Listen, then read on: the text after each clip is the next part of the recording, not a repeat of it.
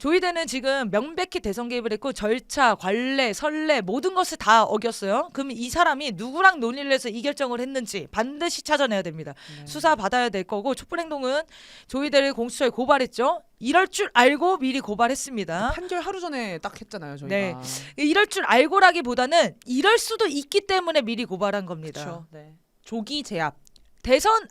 대법원 판결이 상고기각이든 파기환송이든 파기자판이든 이미 조이대는 대선 개입한 거예요. 네. 정치적 중립을 위반한 겁니다. 이재명 낙선을 위해서 활동한 거예요. 그렇기 때문에 일단 고발해놓고 수사는 받아야 될 것 같고요. 자, 이재명 날리려고 수작질 이거 계속됩니다. 자, 지금 전문가들도 나와서 6월 3일 이전에는 뭐 절대 안 된다. 절대 그럴 리가 없다. 뭐 그만하세요. 그럴 리가 없다는 얘기 다 하지 틀렸어. 마시고 네. 그럴 수도 있으니 우리가 뭘 할 건지를 얘기하자고요. 네. 자, 지금 오늘 들어온 소식이잖아요. 대법에서 벌써 고법에 송달 완료됐어요. 오늘 판결문. 오전 10시 50분쯤 공직선거법 사건 기록이 고법으로 지금 갔습니다. 이게 등기로 보내도 이렇게 안 가거든요. 어제 끝나자마자 보냈으면 오늘 가긴 하겠다. 근데 제가 볼 땐 누가 들고 왔어.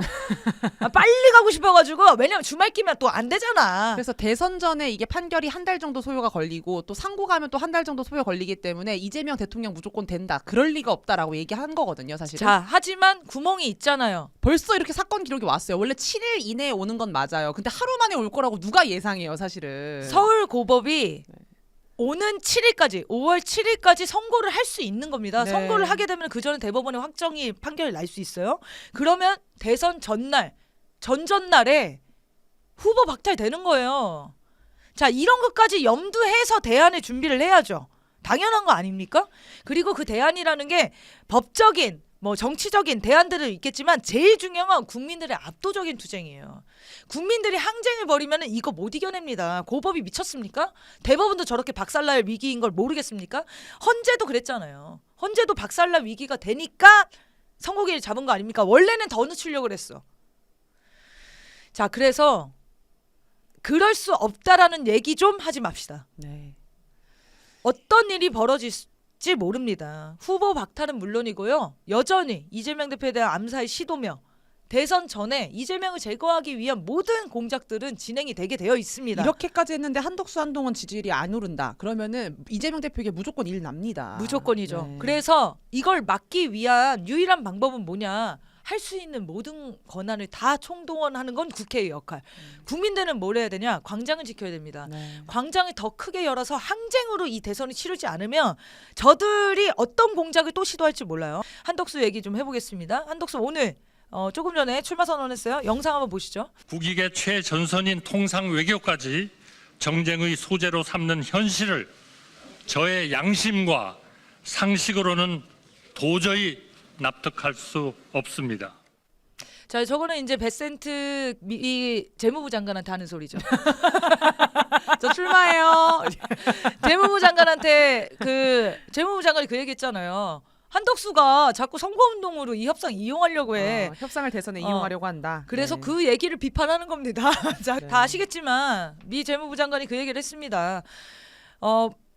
일본과 한국이 자꾸 이 협상을 자기 선거운동에 이용하려고 한다. 그런 느낌을 아주 강하게 받고 있다라고 표현했어요. 그런데 한덕수가 출마 선언을 하면서 통상 외교까지 정쟁의 소재로 삼는 현실을 저는 절대 납득할 수가 없다. 본인이 선거운동한 거 아니에요?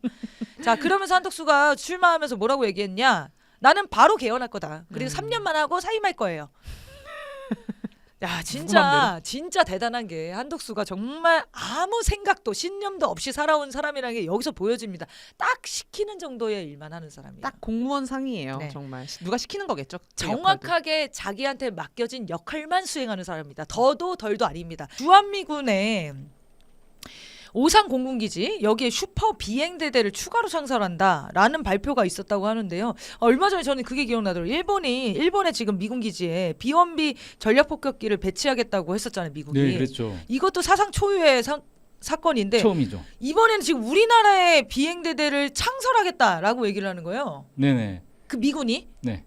이게 어떻게 되는 네. 형국인가? 이게 비행 대대라는 건 원래 있었죠. 비행 이제 미국의 공군 그러면 우리나라에 와 있는 게 7군입니다. 7공군인데 7공군 밑에 이제 뭐 몇 비행대대 뭐 8 비행대대 뭐 이런 식으로 쭉 있어요. 근데 이번에 한 건 뭐냐면은 슈퍼 비행대대라고 해서 기존의 비행대대는 보통 전투기가 12대가 배치가 됩니다. 그리고 상황에 따라 24대까지 배치될 수 있다. 그리고 한국에서는 대체로 20대 정도의 비행 그 전투기가 한 비행대대에 배치가 되는데 이번에 창설을 한다고 한 이 슈퍼 비행대대는 31대를 배치를 한 거예요.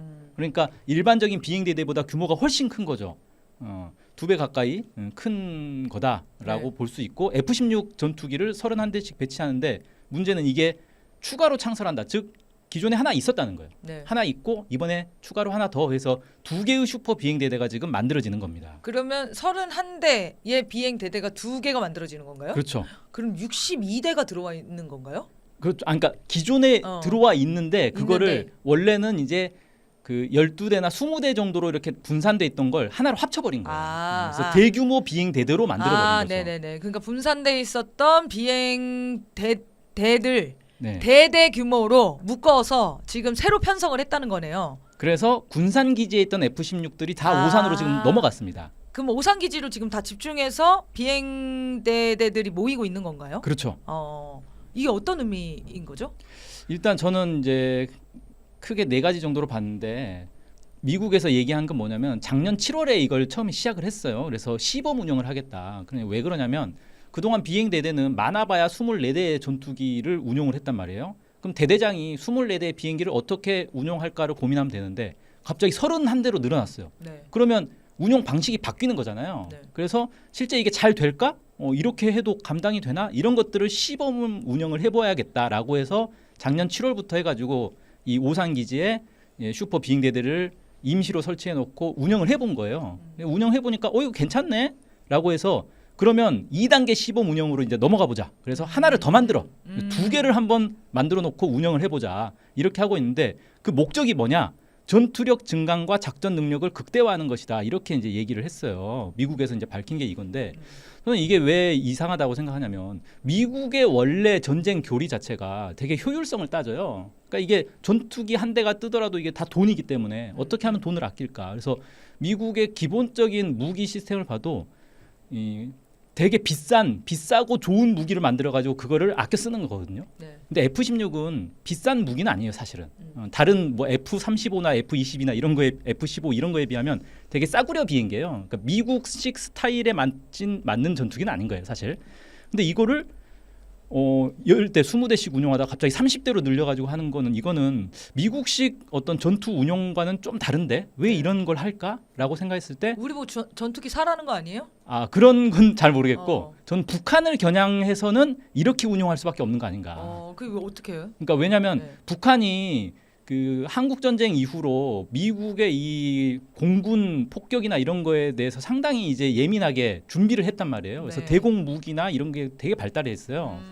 그러니까 다른 나라 뭐 이라크나 이런 거 쳐들어갈 때처럼 전투기 몇 대 보내가지고 공격하고 찔끔찔끔 이런 식으로 전쟁을 하면 안 되겠다는 거예요. 북한은 물량으로 일단 막 공격을 해가지고 북한의 대공 무기들을 없애지 않으면 우리가 전쟁을 이렇게 끌고 갈 수가 없다. 네. 그렇게 판단한 거 아닌가. 그래서 근데 그것도 너무 멍청한 판단 아니에요? 핵을 가진 나라랑 싸우는데 그 미사일만 한번 맞으면 끝나는 거잖아요. 그게 문제예요, 사실은. 그러니까 이게 제가- 오산 공군기지에 그러면 여기를 때리면 되는 거잖아요. 때리면 그 많은 전투기 모아놓은 게 일거에 아니 무용지물이 나같이 바보도 그걸 생각을 하겠어. 그런데 이거를 정말 이 세계 최초 강대국이라는 나라가 그러니까 저는 의심스러운 게 이건 비행기를 우리 보고 다 사라는 건가? 그리고 이걸로 이제 운영을 하는 비용을 미국이 그거를 떼가려고 하는 건가? 이런 생각이 들 수밖에 없는 건. 그런데 어쨌든 실제로 네. 북한을 대상으로 지금 새로운 전투 태세를 지금 갖추고 있는 걸로 그렇죠. 보인다. 네. 이게 또 뭔 차이가 있냐면은 미국은 사실 자기들이 먼저 공격당하는 걸 가정하지 않거든요. 선제 공격을 하는 거지. 네. 그럼 선제 공격을 하는 데서 압도적으로. 군산하고 오산하고는 거리가 한 100km 정도 돼요. 네. 오산이 더 북쪽에 있어요. 네. 그러니까 군산에서 다 땡겨 오는 거군요. 저희 군사 분계선까지 날아가는데 5분 20초가 걸리는데 오산에서는 2분 30초면 갈 수 있단 말이에요. 그러니까 조금이라도 더 빨리 가야 북한이 대비를 못 하잖아요. 네. 비행기 뜨자마자 바로 도착하는 거니까. 그렇죠. 선제 타격도 네. 막을 수 있을 거고요. 그래서 야 군산에 있는 것도 다 그냥 오산으로 옮겨. 다 북진해. 근데 이게 제가 이제 전쟁을 해본 적은 없지만 전쟁 게임을 좋아하는데 네네. 문명이라는 게임 있어요. 네. 그 문명 게임 보면은 이제 그 수도를 점령하기 위해서 조금씩 이렇게 전진 배치를 시킨단 말입니다. 네네네. 그래서 포위를 하죠. 네. 지금 약간 그 느낌인데 예, 좀 조금씩 앞으로 계속 전진 배치 시키고 있는 거 아닙니까? 그 괌에 있던 그 전략 폭격기도 일본으로 땡겨오고 그렇죠. 점점 포위망을 좁혀오는 거죠 지금. 그러면 북한 입장에서는 얘네가 전쟁을 지금 일으킬 수 있겠구나라고 여전히 더 심하게 지금 느끼고 있을 거고 위협감을. 그렇죠. 북한뿐만 아니라 중국도 마찬가지겠죠. 중국도 마찬가지고요. 네. 근데 사람들은 계속 궁금해하는 그래서 미국이 여기에서 위기만 고조시키려고 하는 건지 실제로 전쟁을 하려고 하는 건지 이걸 가장 궁금해할 것 같아요. 근데 왜 알 수가 없죠. 알 수는 없는데 지금 상태는 사실 전쟁해도 이상하지 않은. 예 맞습니다. 당장 뭐 내일은 좀 너무했지만 다음 달에 전쟁이 나도 이상하지 않을 정도로 착착 준비가 되고 있는 상황이에요. 네. 이게 불안한데요. 그래서 진짜 이럴수록 차기 정부가 누가 들어서냐 이런 게 되게 중요할 것 같은데 그래서 아까도 얘기했지만 미국의 입장에서는 미국이 생각하는 한국의 차기 정부는 너무너무 중요한 상태겠네요. 그렇죠. 네.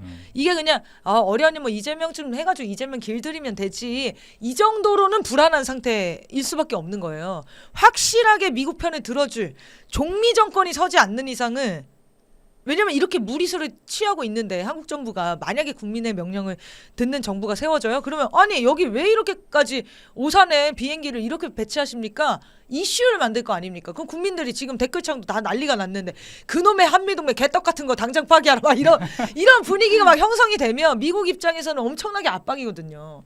그러니까 정말 미국이 이번 대선에 사활을 걸 수밖에 없겠네요.